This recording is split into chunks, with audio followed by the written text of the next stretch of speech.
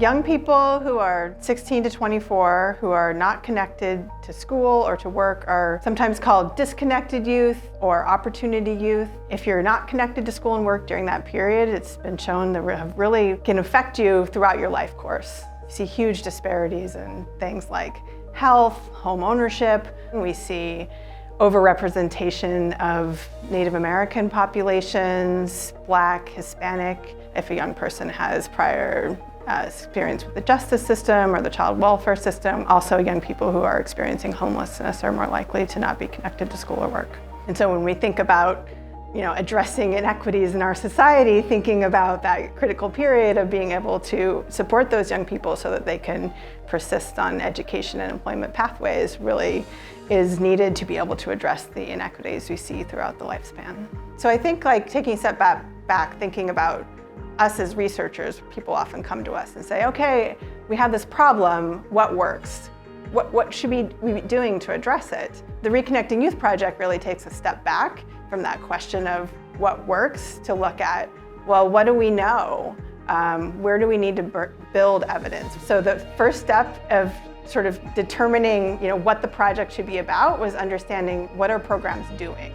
So we did a large search to identify a diverse set of programs, and we fielded them a questionnaire to ask them about the practices that they use.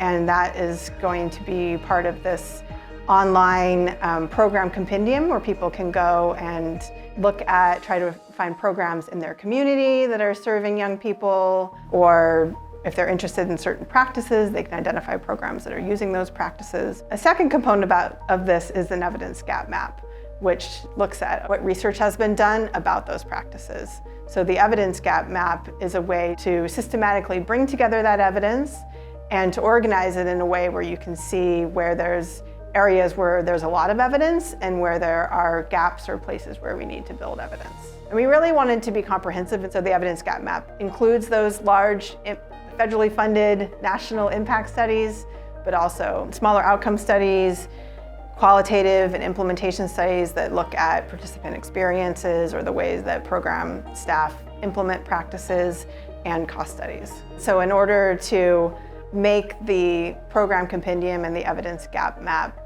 useful, we needed to focus scope. And so the Reconnecting Youth Program Compendium and Evidence Gap Map focus on young people who have characteristics or experiences that make them most likely to be disconnected for a long period of time. There's going to be two tools on the website. One is the program compendium, where users can explore and learn more about the programs that completed the questionnaire.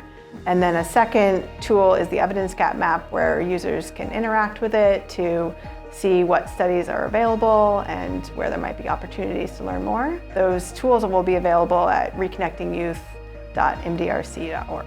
And this is all about supporting young people and making sure that the programs that they connect with are best positioned to be able to help them and to help them advance on education and employment pathways, so that we can really address those disparities that they experience as young people and later on as adults.